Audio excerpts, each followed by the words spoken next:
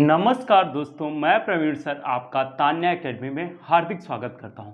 दोस्तों, इस वीडियो में हम बात करने वाले हैं यूपी पेट के बारे में। किसके बारे में? यूपी पेट के बारे में बात करने वाले हैं, जिसमें मॉडर्न हिस्ट्री के कितने क्वेश्चन आने वाले हैं?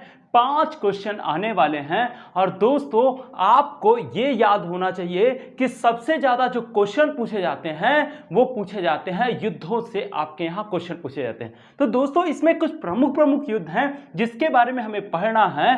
तो दोस्तों, हम देर ना करते हुए शुरू करते हैं अपनी क्लास को। और इस क्लास में हम सबसे पहले पढ़ेंगे बंगाल के बारे में। किसके बारे में? बंगाल के बारे में पढ़ेंगे। और बंगाल में जो प्रमुख घटनाएं क्या हैं, जो बंगाल में जो प्रमुख घटनाएं घटी हैं, जैसे कि ब्लैक होल ट्रेजेडी। क्या है? Black hole tragedy. इसे ही काल कोठरी घटना कहा जाता है। दूसरी चीज आपसे पूछी जाती है प्लासी के युद्ध के बारे में। किसके बारे में? प्लासी के युद्ध के बारे में पूछी जाती है। और तीसरी चीज आपसे बक्सर के युद्ध के बारे में आपसे पूछा जाता है। तो दोस्तों, इस वीडियो में हम 3 घटनाओं के बारे में बात करने वाले हैं। पहली घटना होगी काल कोठरी, जिसे ब्लैक होल ट्रेजेडी के बारे में बात कर रहे हैं। और दूसरी होगी प्लासी के युद्ध की। और तीसरा जो युद्ध है जिसे कहते हैं बक्सर का युद्ध। इन तीनों युद्ध के बारे में हम बात करने वाले हैं। तो दोस्तों, इसको बहुत ही इंपॉर्टेंट है। जानते हो, पूछा ज्यादा कुछ नहीं जाता, केवल और केवल आपके समझ का ही जानकारी ली जाती है। तो दोस्तों, हम क्या करते हैं, शुरू करते हैं सबसे पहले किसके बारे में? काल कोठरी घटना की। काल कोठरी घटना। यह घटना कब हुई है? 20 जून 1756। कब हुई है? 20 जून 1756 को हुई। होता क्या है कि यह घटना कहां हो रही है? बंगाल में हो रही है। दोस्तों, इससे पहले बंगाल का नवाब जो था वह था अलीवर्दी खां। कौन था? अलीवर्दी खां था। और उसकी ही मृत्यु कब हुई है? 1756 में। कब हुई है? 1756 में हुई है।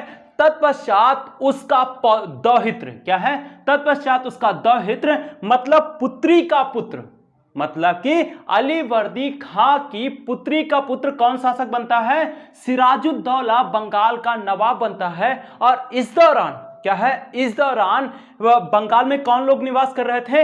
अंग्रेज निवास कर रहे थे। और अंग्रेजों ने क्या है?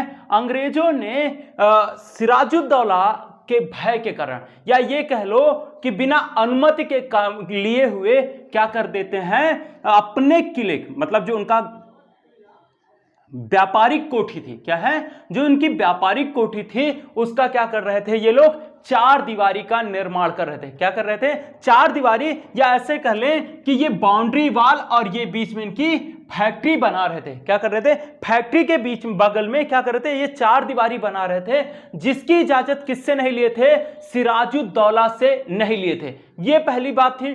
दूसरी बात इसमें यह थी कि इस घटना में क्या होता है कि सिराजुद्दौला क्या है? सिराजुद्दौला जब बंगाल का गवर्नर बना था तो क्या हुआ है? अंग्रेजों ने उसे कोई उपहार या भेंट नहीं दिया था। इस वजह से क्या होता है? सिराजुद्दौला क्या होता है? उससे गुस्सा हुआ, या मतलब कि उसके ऊपर बिगड़ा हुआ होता है या खिसिया टाइप का होता है, जिस कारण क्या कर देता है सिराजुद्दौला क्या है? सिराजुद्दौला यहां पर क्या कर देता है? अभियान कर देता है। क्या कर देता है? अभियान करता है। और यह अभियान कब करता है?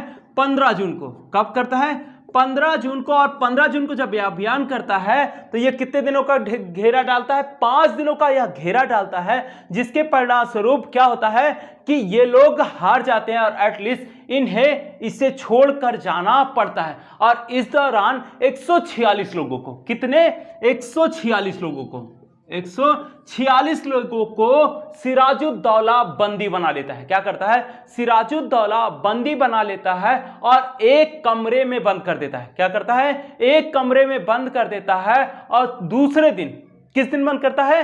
20 जून के दिन बंद करता है और 21 जून के जब सुबह को वो खोलता है तो देखता है कि 146 में से 123 लोगों की मृत्यु हो गई है। क्या है? 146 में से 123 की मृत्यु हो गई है और बचे कितने हैं? केवल और 23 लोग ही जीवित बचे हैं। और इसकी जानकारी देने वाला ये जो काल कोठरी घटना है, इस काल कोठरी घटना में ये जो 23 लोग बच रहे हैं, इसी में एक व्यक्ति होता है जिसका नाम होता है हालवेल। कौन होता है? हालवेल जो होता है यही इस घटना की जानकारी देता है। और कोई भी व्यक्ति या समकालीन जो इतिहासकार रहे हैं या उस समय के जो लोग रहे हैं, इस घटना की कोई भी विवरण नहीं देता है।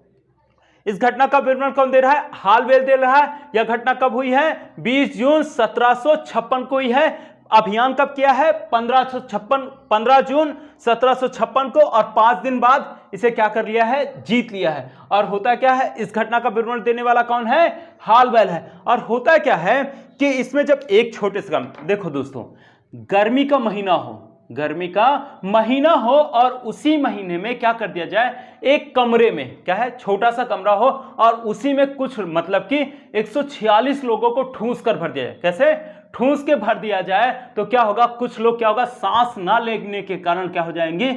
उनकी मृत्यु हो जाएगी। यही घटना क्या कहलाती है? भारतीय इतिहास में काल कोठरी की घटना कहलाती है। तो दोस्तों हमको ये याद रखना है कि काल कोठरी की घटना कब हुई है? 20 जून 1756 को हुई है। और इस समय बंगाल का गवर्नर कौन, मतलब बंगाल का नवाब कौन था? सिराजुद्दौला था। दोस्तों एक कोटेशन आपसे पूछा जाता है, मतलब एक कथन आपसे पूछा जाता है कि किसने कहा है कि जो यूरोपीय लोग हैं, क्या है, जो यूरोपीय लोग हैं उन्हें आप छेड़ोगे नहीं। क्या है? आप छेड़ोगे नहीं तो क्या करेंगे? वो लोग सहेज देंगे। अगर आप उसे छेड़ोगे तो आपको क्या करेंगे? काट काट कर आपकी हत्या कर देंगे या आपको मार देंगे। यह परिपेक्ष किसके मध्य होता है? अली वर्दी खां जो बंगाल का पहले का गवर्नर या नवाब था, उसने क्या किया है? किसको कहा है? सिराजुद्दौला या अपने दौहित्र को ये कहानी कही है। तो दोस्तों इसमें हमको क्या याद रखना है कि काल कोठरी की घटना कब हुई है? 20 जून 1756। उस समय बंगाल का नवाब कौन था? लिखिएगा, बंगाल का नवाब, बंगाल का नवाब कौन है दोस्तों? सिराजुद्दौला। सिराजुद्दौला उस समय कौन है? वहां का नवाब है। कहां का? बंगाल का। और इस समय अंग्रेजों का जो नेतृत्व कर रहा है वो कौन है? ड्रेक। कौन है? अंग्रेजों का नेतृत्व करने वाला व्यक्ति कौन है? ड्रेक है, जिसने इसका नेतृत्व किया था। और अंततः ये लोग कहां जाते हैं? भाग जाते हैं। और अंततः यही है काल कोठरी की घटना, जिसमें आपसे बार बार क्वेश्चन पूछा गया है कि काल कोठरी की घटना कब हुई है? 20 जून 1756। तो दोस्तों इसे लिख लीजिए या फिर स्क्रीनशॉट ले लीजिए।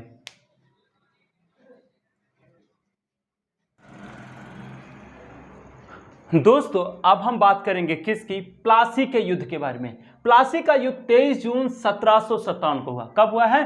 23 जून 1757 को हुआ है। किसके किसके मध्य हुआ है? रॉबर्ट क्लाइव वर्सेस सिराजुद्दौला के। Robert Clive versus Siraj-ud-Daulah.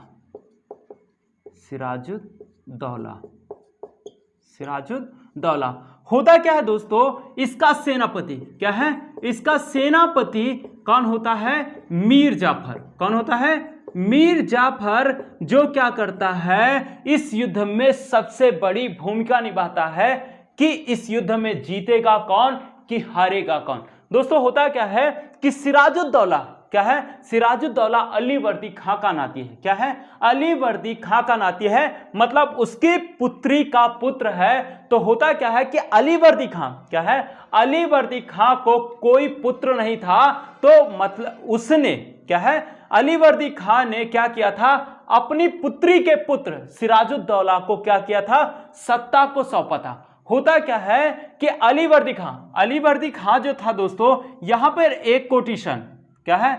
Ali वर्दी खां का एक कोटेशन पूछा जाता है। जैसे मैंने अगर बताया है तो ठीक है, नहीं बताया तो यहां पर सुन लेना है कि अलीवर्दी खां ने कहा था कि ये जो यूरोपीय हैं ये किसके समान है? मधुमक्खियों के समान है। किसके? मधुमक्खियों के समान है। अगर आप इन्हें छेड़ोगे, क्या है, आप इन्हें छेड़ोगे तो क्या करेंगे? ये तुम्हें काट काट कर मार डालेंगे। अगर नहीं छेड़ोगे तो क्या करेंगे? ये तुम्हें साहस देंगे। होता भी ऐसा ही है। तो होता क्या है कि सिराजुद्दौला थोड़ा सा अच्छा व्यक्ति था, या ये कह लीजिए कि ये क्या कर रहा है? अंग्रेजों से लड़ने की कोशिश कर रहा था। क्यों लड़ने की कोशिश कर रहा था? क्योंकि उसके पीछे कारण था कि सिराजुद्दौला को क्या है, ये जब नवाब बना था तो अंग्रेजों ने ना तो कोई गिफ्ट दिया था ना तो कुछ दिया था, जैसा कि मैं आपको बता चुका हूं। तो इस तरीके से प्रॉब्लम होती है। और एटलीस्ट सिराजुद्दौला क्या करता है, मैंने इससे पहले पढ़ा है कि कालकोटरी घटना में होते हैं। तो इसमें क्या होता है कि सिराजुद्दौला का जो सेनापति है, जिसका नाम क्या है? मीर जाफर किससे मिल जाता है? रॉबर्ट क्लाइव से मिल जाता है। और इसी से मिल जाने के कारण ये जो युद्ध होता है इसमें विजय किसकी होती है? रॉबर्ट क्लाइव की होती है। किसकी होती है? रॉबर्ट क्लाइव की होती है। कारण क्या होता है? सेनापति मीर जाफर का रॉबर्ट क्लाइव से मिल जाने के कारण यह कार्य हुआ है। तो आपको क्या याद रखना है? प्लासी का युद्ध 23 जून 1757 को हुआ था। किसके फलस्वरूप सिराजुद्दौला हारा था? मीर जाफर, सेनापति मीर जाफर के कारण यह हारा था। और इसमें मीर मदान, क्या है? मीर मदान जो सिराजुद्दौला का सहयोगी था, सहयोगी मीर मदान, क्या है? मीर मदान युद्ध क्षेत्र में मारा जाता है। क्या है? युद्ध क्षेत्र में मारा जाता है। कौन मारा जाता है? सिराजुद्दौला का सहयोगी मीर मदान युद्ध क्षेत्र में मारा जाता है। और सिराजुद्दौला क्या करता है? वहां से भागता है और कहां पहुंचता है? मुर्शिदाबाद पहुंचता है, जहां पर मीर जाफर के पुत्र मीरन ने, क्या है? मीरन ने मोहम्मद बेग के द्वारा उसकी हत्या करवा दी। और तत्पश्चात शासक कौन बनता है बंगाल का? मीर जाफर बनता है। तो इसमें लिखेंगे सिराजुद्दौला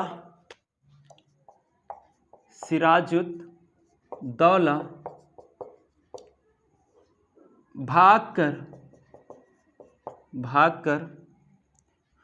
मुर्शिदाबाद पहुंचा, जहां पर मीर जाफर के पुत्र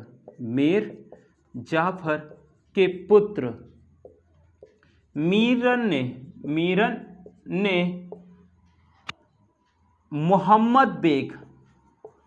मोहम्मद बेग से सिराजुद्दौला की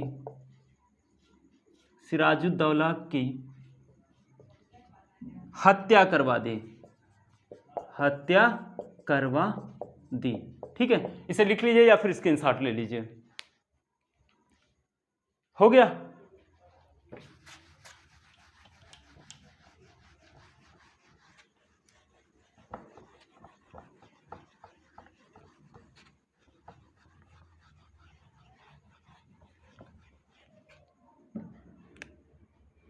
तत्पश्चात बंगाल का नवाब मीर जाफर बना। ठीक है, होता क्या है, क्योंकि इसने कूटनीति की थी, किससे मिला था? रॉबर्ट क्लाइव से मिला था। इसलिए रॉबर्ट क्लाइव ने किसे बना दिया? बंगाल का नवाब मीर जाफर को बना दिया। और होता क्या है, मीर जाफर को रॉबर्ट क्लाइव का गीदड़ कहा जाता है। क्या कहा जाता है? मीर जाफर को, क्या है? मीर जाफर को रॉबर्ट क्लाइव का गीदड़ कहा जाता है। जैसा रॉबर्ट क्लाइव कहता था, जो वहां पर उस समय अंग्रेज गवर्नर था, क्या है? अंग्रेज गवर्नर था, उसके कहने पर ही सारा काम करता था। इसलिए मीर जाफर को, क्या है? मीर जाफर को क्लाइव का गीदड़ कहा जाता है। और इसने जो है कितने समय तक शासन किया था यहां पर? 1757 से 60 तक। इसे क्या कहते हैं? क्लाइव का गीदड़, क्लाइव का गीदड़ कहते हैं। समझ में आया दोस्तों कि किसको क्लाइव का गीदड़ कहते हैं? मीर जाफर को क्लाइव का गीदड़ कहते हैं। होता है क्या है, जब भी इसको जरूरत लगती है ये क्या करता है, इससे पैसे की मांग करता है या सोना या चांदी कुछ भी डिमांड करता है। किससे मांगता है? और इससे तुरंत पा जाता था। मीर जाफर से मांग करता और तुरंत ही पा जाता था, इसलिए क्या कहते हैं, इसे क्लाइव का गीदड़ कहा जाता है।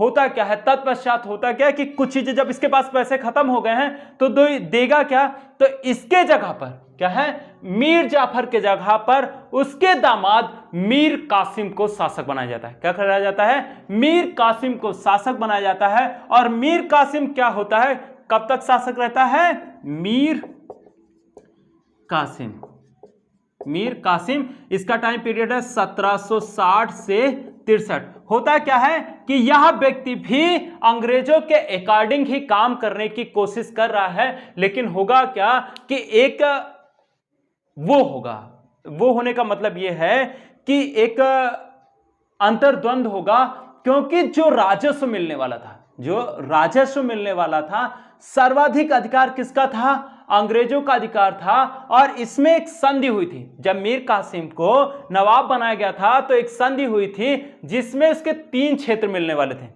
किसको? अंग्रेजों को 3 क्षेत्र देने का वादा किया गया था। उसका नाम था मिदनापुर, बर्दवान और चटगांव। इन्हें देने की बात की गई थी और उसने दे भी दिया था। लेकिन होता क्या है, 1717 में क्या है, 1717 में फर्रुख सियर से क्या है, उत्तरकालीन मुगल बादशाह फर्रुख सियर से उसे क्या मिल जाता है, मिला था अंग्रेजों को एक फरमान मिला था जिसमें वो क्या कर सकते थे, बंगाल में मुक्त व्यापार कर सकते थे।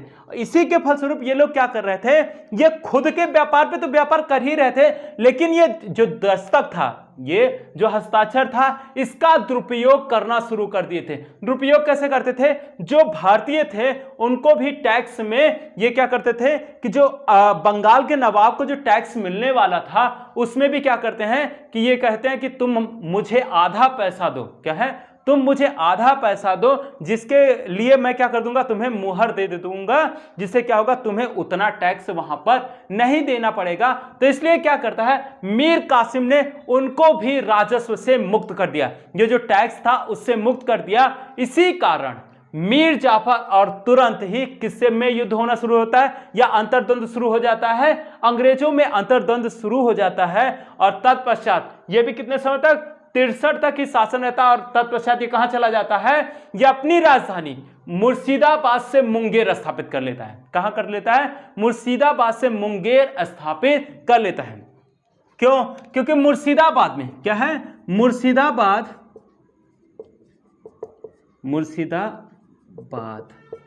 से मुंगेर राजधानी परिवर्तित।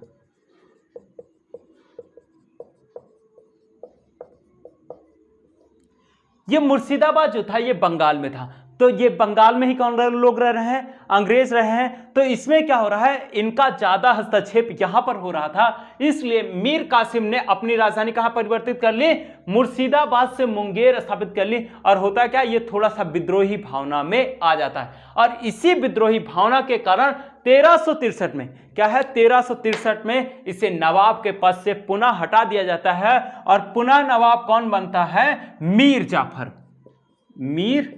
जाफर पुनः नवाब बनता है। और यह कब तक रहता है, 63 से 65, 1763 से 65 यह शासक रहता है। और होता क्या है, 1765 में ही इसकी मृत्यु हो जाती है। इसलिए इसको याद रखना है, क्योंकि आपसे पूछा जा सकता है कि जिस समय बक्सर का युद्ध हुआ था, क्या पूछा जा सकता है, जिस समय बक्सर का युद्ध हुआ था उस समय बंगाल का नवाब कौन था। तो दोस्तों उस समय बंगाल का नवाब था मीर जाफर। कौन था? मीर जाफर बंगाल का नवाब था। ये क्वेश्चन कहीं ना सिविल में आपसे पूछा जा चुका है। तो आपको ये रखना है, मीर जाफर कब से कब, 63 से 65। सबसे पहले कौन बना है बंगाल का नवाब, सिराजुद्दौला, मतलब अलीवर्दी खां, सिराजुद्दौला, फिर कौन, जाफर, कौन, मीर जाफर, फिर मीर कासिम, पुनः कौन बन रहा है, मीर जाफर। तो दोस्तों इसका स्क्रीनशॉट ले लीजिए, फिर उसके बाद आगे पढ़ाते हैं। ठीक है, दोस्तों अब हम बात करेंगे बक्सर के युद्ध के बारे में। किसके? बक्सर के युद्ध के बारे में।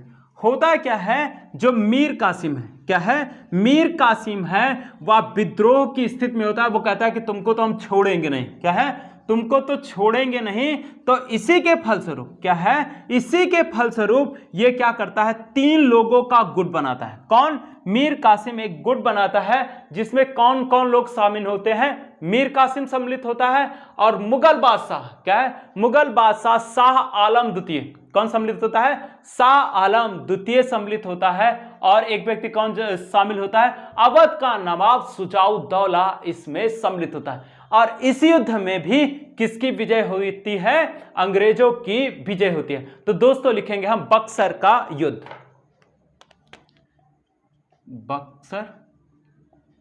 बक्सर का युद्ध 22। देखो दोस्तों प्रॉब्लम है यहां पे, कहीं कहीं 22 मिलता है, कहीं कहीं 23 अक्टूबर मिलता है, लेकिन जो भी इसमें एक होगा उसी को आपको आंसर टिक करना, या तो 22 होगा या तो 23 होगा। 22/23 अक्टूबर 1764 क्या हुआ है? बक्सर का युद्ध। किसके किसके मध्य हुआ है? अवध का नवाब शुजाउद्दौला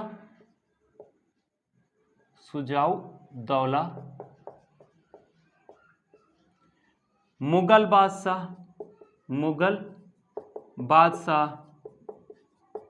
शाह आलम द्वितीय।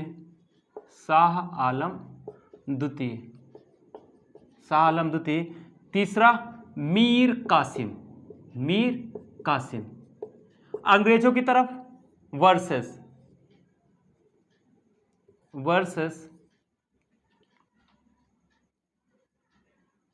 इस समय अंग्रेजों का प्रतिनिधित्व कौन कर रहा था? Hector Munro. कौन कर रहा था? Hector Munro. यही विजयी भी रहा है। कौन रहा है?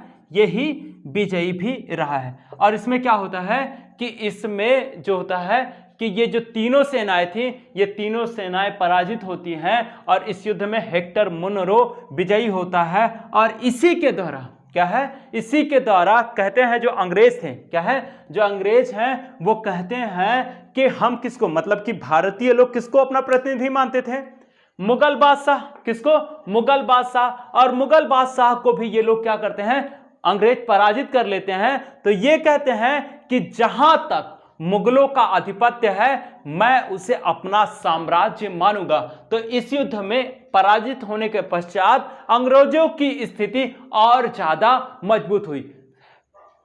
यहां पर हमको क्या याद रखना है? बक्सर का युद्ध 22/23 अक्टूबर 1764 किसके मत? अवध का नवाब शुजाउद्दौला, मुगल बादशाह शाह आलम द्वितीय और Mir Qasim versus Hector Munro. और विजयी कौन रहा है? हेक्टर मुनरो इस समय विजयी रहा है। और इसके फलस्वरूप इलाहाबाद की 2 संधियां होती हैं। क्या होती हैं? इसके फलस्वरूप इलाहाबाद में 2 संधि होती है। एक संधि 12 अगस्त 1765, दूसरी संधि 16 अगस्त 1765 में हुई है। एक संधि किसके साथ हुई है? शाह आलम द्वितीय के साथ। किसके साथ? शाह आलम द्वितीय के साथ ये पहली संधि हुई है। कब? लिख लीजिएगा, इलाहाबाद की संधि, इलाहाबाद की संधि, इलाहाबाद की प्रथम संधि। मतलब पहली संधि किसके साथ हुई है? शाह आलम के साथ। किसके साथ? पहली संधि शाह आलम द्वितीय के साथ हुई है। और इसमें दूसरी संधि क्या है? दूसरी संधि किसके साथ? शुजाउद्दौला के साथ हुई है, जो कहां का नवाब था? अवध का नवाब था। तो दोस्तों आज की वीडियो, मतलब अभी जो ये वीडियो मिल रही है, इसमें हमने किसकी बात की? पहली बात की कालकोठरी घटना की। कालकोठरी घटना कब हुई है? 20 जून 1756 को। और दूसरी बात मैंने किसकी की? प्लासी के युद्ध के बारे में बात की। प्लासी का युद्ध कब लड़ा गया है? 23 जून 1757 को। और तीसरा युद्ध मैंने बात किया बक्सर का युद्ध, जो लड़ा गया है 22-23 अक्टूबर 1764 को। तो दोस्तों नेक्स्ट वीडियो में हम बात करने वाले हैं किसके? कर्नाटक युद्ध के, जिससे आपके क्वेश्चन अच्छे हो सके। तो दोस्तों आज के लिए इतना ही। Thank you.